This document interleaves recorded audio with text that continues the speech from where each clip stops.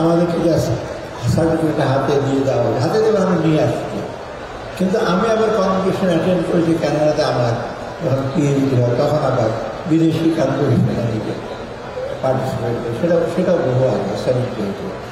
অতএব কনভোকেশনটা বিরাট ব্যাপার, একটি ফান ফেয়ার করে হয়, এবং যারা তোমরা ইসে হয়েছে তারা ছবি টবি তুলতে হবে কিন্তু। এবং কনভোকেশনের যে ছবিটা অত্যন্ত মূল্যবান, গাউন পরা, বিশেষ করে বাবা মার সাথে, এটা কিন্তু সবাই প্রিজার্ভ করে, এটা তোমরা প্রিজার্ভ করে। আমি আসলে ফটোগ্রাফাররা যারা আছে তাদেরকে ইসে করবেন ছবিগুলো নিয়ে। প্রথমেতে যারা গ্র্যাজুয়েট হয়েছে, সবচেয়ে বড় জিনিস হলো আমার দেশের প্রতি, দেশের নাগরিকের প্রতি তোমাদের কর্তব্য রাখতে হবে। শুধু নিজে নিয়ে ব্যস্ত থাকবে না, সবচেয়ে বেশি হলো আমার মতে মানুষের প্রতি এমপ্যাথি। আমাদের দিন দিন কিন্তু মানুষের প্রতি সহানুভূতি, কোঅপারেশনটা কিন্তু কমে যাচ্ছে। যদি নিজেকে নিয়ে থাকো, হ্যাঁ নিজের ক্যারিয়ার নিয়ে ব্যস্ত থাকবে, কিন্তু নিজে ছাড়াও বাইরে কোনো সমাজ এবং অন্যদের সাথে কাজ করবে। এই যে এমপ্যাথি, সহানুভূতি, অর্থপরতা এবং কোঅপারেশন, এটা সবচেয়ে বেশি দরকার। এইটাই কিন্তু তোমাদের জন্য সবচেয়ে বড়। আমি এক্সাম্পল দিই, মাঝে মাঝে আমি দোকানে যাই না, একটা দোকানে গেছি গুলশানে, দেখি ইয়াং দুটা ছেলে খুব দামি দামি চিজ কিনছে, আবার বিদেশি সস কিনছে। আমি একটু আশ্চর্য হয়ে গেলাম, আমি 1000-2000 টাকার সস। আমি যেটা তোমরা কী করে, স্যার আমরা নিজেরা খাওয়ার জন্য।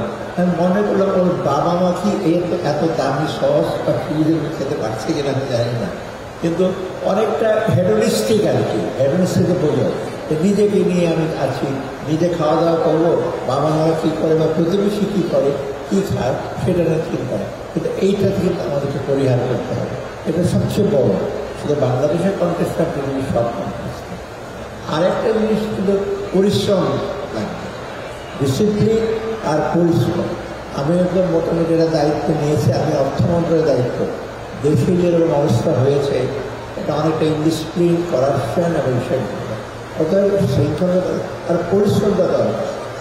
পরিশ্রম ছাড়া অনেকে আমাকে বলে যে আপনি যদি গভর্নর হয়েছেন, আপনি এই কী অভিযোগ।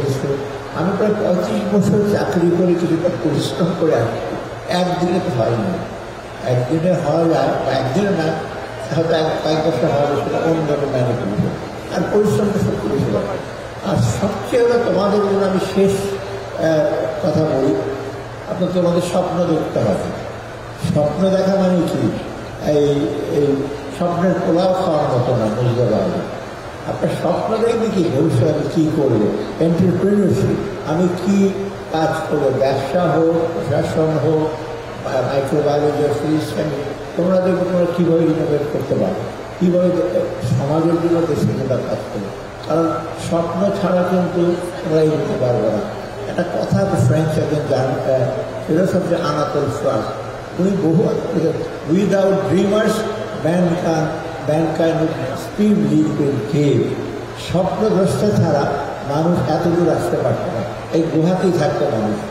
অতএব আমরা দেখেছি যে রাইট ব্রাদার্সের প্লেন আবিষ্কার করেছে বা অন্য নদীর আবিষ্কার দেখেছিল, স্বপ্ন বানিয়ে দিই ওই সময় দিবা স্বপ্ন দেখবে, সেটা না, আমি স্বপ্নের সাথে কাজ করতে।